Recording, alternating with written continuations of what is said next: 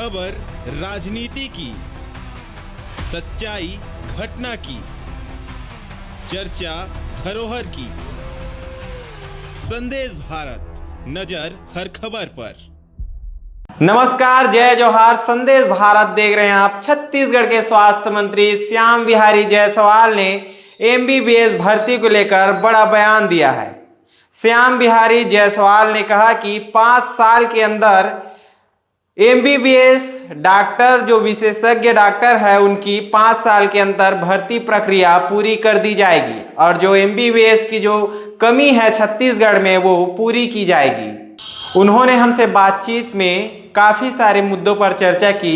आप भी देखिए ये वीडियो। सर, छत्तीसगढ़ में लगभग 11 मेडिकल कॉलेज चल रहे हैं, जिसमें से 1100 बच्चे प्रत्येक साल निकल रहे हैं। डॉक्टर की कमी की क्या कारण है? कि प्रदेश में जो डॉक्टर्स हैं, मेडिकल ऑफिसर ज़्यादा निकल रहे हैं, विशेषज्ञ कम निकल रहे हैं। लेकिन प्रतिवर्ष जो 1000 के आसपास जो डॉक्टर निकल रहे हैं उसको हम बॉन्ड पर ले रहे हैं और आज जो मेडिकल ऑफिसर हैं वो हमारे 90% तक भरे हैं। मुझे ऐसा लगता है कि 5 साल में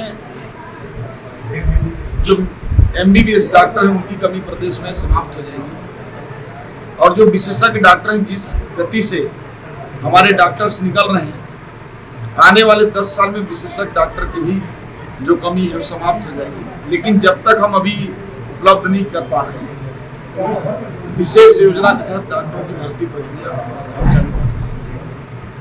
कांग्रेस की जब सत्ता शासन थी तो भाजपा कार्यकर्ताओं और पदाधिकारियों के द्वारा शराबबंदी को लेकर चौक चौराहों पे काफ़ी सारा धरना प्रदर्शन किया गया था। साथ ही जो अभी एनएस से लगा हुआ आस्था रेस्टोरेंट के बगल में अंग्रेजी शराब दुकान संचालित थी, कब तक वहाँ से हटेगी और ये शराबबंदी क्या छत्तीसगढ़ में बंद होगी या फिर नहीं होगी, निरंतर चलते रहेगा? साथ ही शराब का रेट बढ़ गया। देखिए, शराबबंदी का हमने अपने घोषणा पत्र में कहीं जिक्र नहीं किया है। ये चीज़ तो आप लोगों को कांग्रेस से पिछले 5 साल में पूछना चाहिए था। उन्होंने गंगा जल लेकर गाय का पूछी पकड़ कर कसम खाया था कि शराबबंदी करेंगे। हमने कहीं भी शराबबंदी घोषणा पत्र में कहीं नहीं लिखा है, परंतु हमारा प्रयास है कि हम धीरे धीरे दुकानों की संख्या कम कर रहे हैं। लोगों को जो 2 नंबर की शराब जो गली गली बिकते थे, पहले 2 नंबर की दुकानों में बिकते थे, उस सारे पर हमने शिकंजा कसा है। और आज मैं कह सकता हूँ कि प्रदेश में अवैध शराब का कारोबार लगभग बंद है और या यूं कहूँ कि हम शराबबंदी की ओर धीरे धीरे बढ़ रहे हैं। युवा बेरोजगारों के लिए क्या योजना है? इस बार युवा बेरोजगारों के लिए माननीय प्रधानमंत्री जी का जो केंद्रीय बजट है उसमें बहुत सारा अवसर है। 1 करोड़ से ऊपर युवाओं को रोजगार देने की बातचीत है और मुझे लगता है कि छत्तीसगढ़ प्रदेश में इसका हमको ज़्यादा फायदा होगा। हमारे पास जमीन है, पानी है, यहाँ मेहनत कश लोग हैं, यहाँ कच्चा माल के रूप में धान का पर्याप्त भंडार है। मुझे लगता है कि जो माननीय प्रधानमंत्री जी ने जो एमएसएमई और मुद्रा योजना के तहत जो 20 लाख रुपए तक का बिना गारंटी का जो लोन देने का योजना बनाए हैं, उससे ऐसा लगता है कि क्रांतिकारी परिवर्तन है। महिलाओं के प्रति अपराधों में नियंत्रण कैसे होगा? देखिए, महिलाओं के प्रति जो अपराध हैं या ऐसे घटनाएं होती हैं, ये सामाजिक हमारा फेल्यूर है, ये सामाजिक दोष है। इस प्रकार की घटनाओं को जब तक हमारे समाज में लोग जागरूक नहीं होंगे, केवल शासन सरकार या दंड देकर हम समाप्त नहीं कर सकते। मैं बेबाकी से आपके चैनल के माध्यम से कह सकता हूँ कि समाज के लोगों को हुई समाज को हमको अवेयर करना पड़ेगा, जागरूक करना पड़ेगा, उसके विषय में रेत माफियाओं पर कैसे नियंत्रण होगा जबकि उसमें कथित प्रतिष्ठित लोग शामिल हैं? प्रदेश में अभी कहीं भी ऐसी स्थिति नहीं है कि रेत माफियाओं का बोलबाला हो। पूरे प्रदेश में सरकार रेत माफियाओं के ऊपर, खनन माफियाओं के ऊपर, कोयला माफियाओं के ऊपर तमाम कार्रवाइयां कर रही हैं और मुझे नहीं लगता कि ऐसे गिरोह के लोग छत्तीसगढ़ में कोई भी ऐसे माफियागिरी करने की हिम्मत कर पाएंगे। शिक्षा व्यवस्था पर सुधार कैसे हो रहा है?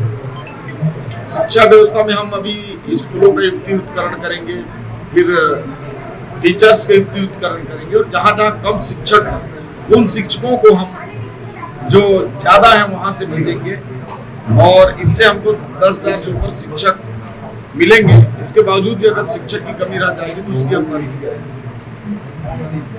तो स्कूलों में शिक्षकों की कमी किस प्रकार करेंगे?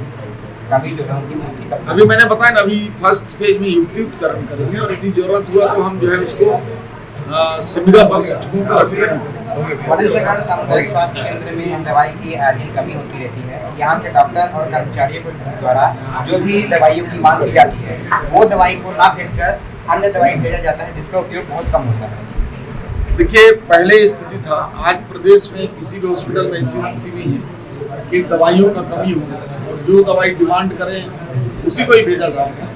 रहा सवाल प्रॉपर मनेंद्रगढ़ हॉस्पिटल का, चूंकि ये बात सत्य है, यहाँ के जो CMHOs हैं उनको खरीदने का अधिकार नहीं है, क्योंकि DDO पावर उनके पास नहीं था। अभी इस महीने अगस्त महीने में जो है DDO को भी आ जाएंगे। मुझे लगता है कि जो कभी थोड़ा मोड़ा दवाइयों की जो कमी बेचती है उसको डायरेक्ट CMHO अपने सभी विशेष स्थिति में खरीद पाए। 1,68 लाख का ट्रांजिट हॉस्टल डॉक्टरों के रहने के लिए हमने दिया है।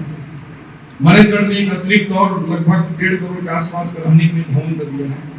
मनेंद्रगढ़ में 100 बेड का जो माताएं बहनें हैं उनके लिए जो MCH होता है, मैटरनिटी चाइल्ड हॉस्पिटल, 100 बेड का, वो भी स्वीकृत है, उसका भी टेंडर हो गया है। टेंडर हो गया, होगा नहीं, हो गया। और जो एक्सीडेंटल समय में जो एक क्रिटिकल केयर होता है, वो चिरमिरी के लिए CCU critical care unit 50 bed का 5 मंजिला जो होता है वो अलग से, बर्निंग का अलग, एक्सीडेंट अलग।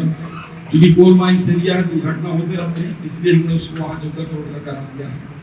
साथ ही साथ यहाँ डायलिसिस मशीन हमारी बहन अलका गांधी जी ने आग्रह किया था, जब उनको डायलिसिस में होती थी तो डायलिसिस करा के मेरा चुनाव प्रचार करती थी। मैं बोला था, दीदी जीतने तो मैं यहाँ डायलिसिस आपके सरकारी हॉस्पिटल में कराऊंगा। 3 डायलिसिस यूनिट एक साथ चालू हो करना, आपको 15 अगस्त को चालू हो जाएगा, 15-20 दिन। CT स्कैन मशीन हो जाएगा। अभी कल ही हमने 4 डॉक्टरों का चिरमिरी में करके पोस्टिंग की है, लेकिन ये थोड़ा सा सैंपल है। मैं जल्द ही यहाँ 10-15 स्पेशल डॉक्टर भी मनेंद्रगढ़ में भी, चिरमिरी में भी अलग से देने वाला हूँ।